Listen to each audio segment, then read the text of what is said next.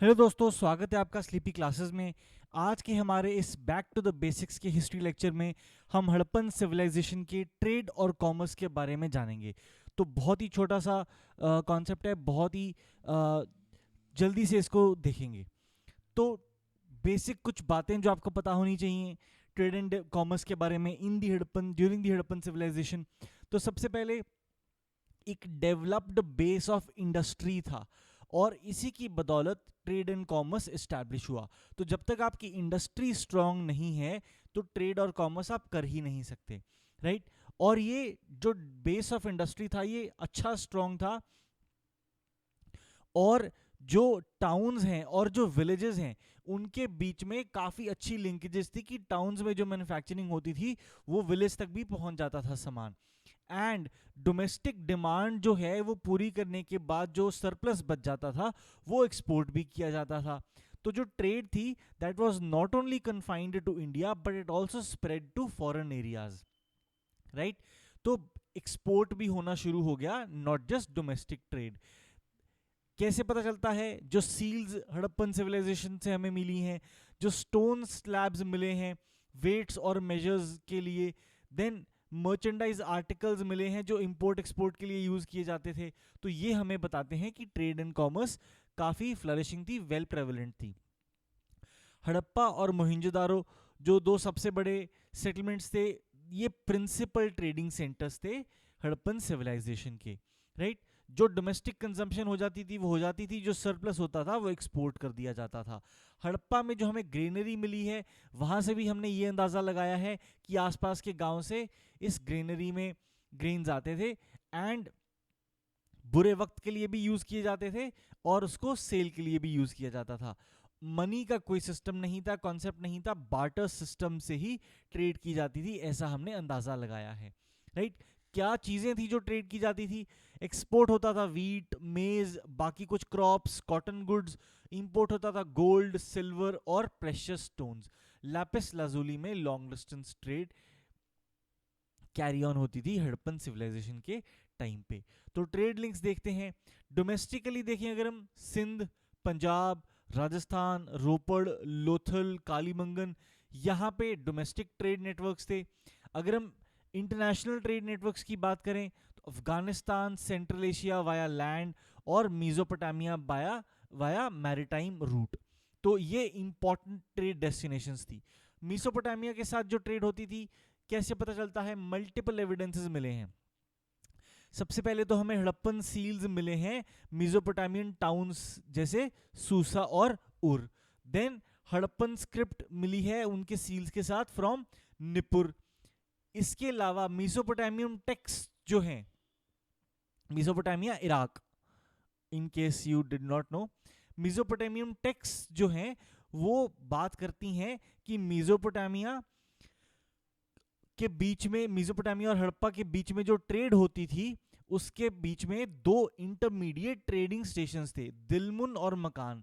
जो ये दिलमुन है this is probably identified with Bahrain, और मकान जो है this is identified with Oman. तो मिजोपोटामिया और मेलुहा के बीच में ट्रेड, तो Meluhha was their name for the Harappan civilisation. तो मिजोपोटामिया के साथ काफी एक्सटेंसिव ट्रेड थी। इनफैक्ट ऐसा माना जाता है कि हड़प्पन्स ने कॉस्मेटिक्स जो थी वो अर्बन पीपल ऑफ मिजोपोटामिया को देख के इमिटेट करनी शुरू करी थी, right. Then heavy stone scales of Harappa Persian Gulf से रिकवर हुए हैं, जो ट्रेड लिंक का एक और एविडेंस है।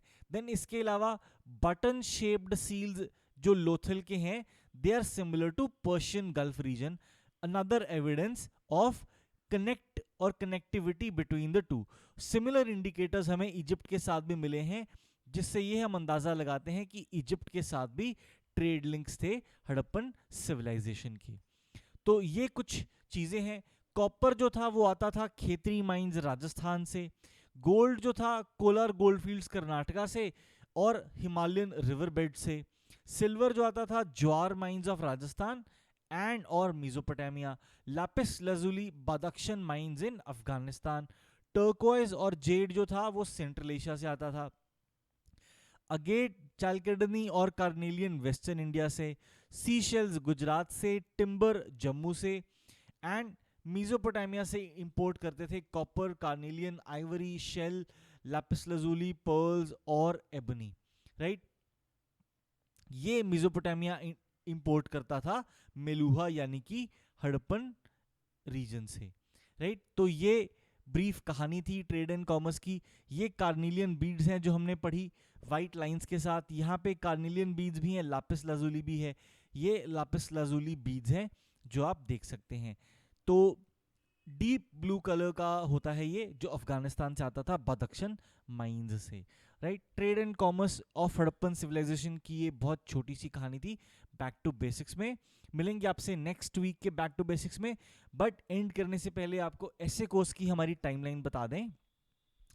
5 जुलाई को हम बिगिन करेंगे कंटेंट लेक्चर्स ऐसे के, राइट। साथ ही साथ 19 जुलाई से आपसे थीसिस राइटिंग प्रैक्टिस करवाना शुरू करेंगे, ताकि आप जो भी पढ़ रहे हैं, जो भी सोच रहे हैं, उसको ऑन पेपर कैसे उतार रहे हैं ये हमें आइडिया लगना शुरू हो जाए।